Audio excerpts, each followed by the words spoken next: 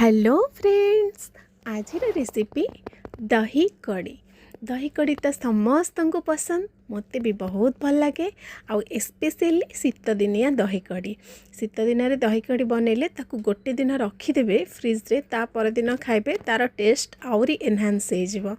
ये दही कड़ी बनवाई फास्ट फ्रेश दही नहीं थी, दहीटा मुझे निजे घरे बनई जी अमाउंट दही नवा कथा नहीं जाए, तापर ताकू टिके भलरे गोले देबे, तार जो लम्प थी से लम्प गुड़ा भांगी तापर ताथे पानी मिसई देबे, पानी मिसई देकी गैस रे बसेबे। गैसटा हाई फ्लेम रे रखिबेनी, मीडियम रे रखिबा और कंटिन्यूअस गोली चलिबे, नले छेना छिड़ी जिवो। ताकू एमती गोली चलिबे। तापर एठी मु आधा कप अरुआ चाउल भिजई देइथिली, ताकू एमती दरदरा ग्राइंडिंग कर देइथिली। ग्राइंडिंग करिकी तापर ताकू ऐड कर देइथिली। सेटा सेमती कंटिन्यूअस गोले चलिबे। तापर लूण और हलदी देकी ताकू भी गोलेबे, पूरा जेमती चाउलटा पूरा फिटिबो, जेमती खीरी रे चाउल फिटे सेमती दही धीरे यहाँ फिटिबो चाउलटा।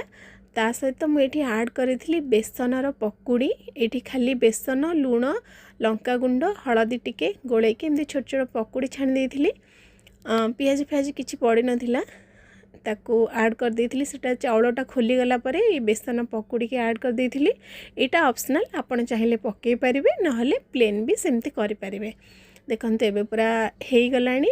एबे रहिला छुंक। छुंक पई एठी मु सोरिष तेल, लंका, सोरिष आउ रसुण, कंचा लंकार छेचा आउ भेसुंग पत्र नहीं के तादरे टिके कलर पई मु लंका गुंड दे देइथिली। ताकू एमती छुंकटा है मेन इम्पोर्टेंट, पूरा कड़ा छुंक, बहुत अधिका रसुण दरकार पकेबा, ताहले ही टेस्टी लगे। आउ हेंगुटा निश्चित पकेबे। देखंतु केते सुंदर देखा जाउची, बहुत टेस्टी भी लागुथिला। खाली दही कड़ी तो सूप भलिया खाई ही जीवो। मते पसंद, आम घरे समस्त को पसंद, मो पुओ को भी बहुत पसंद। थरे एमती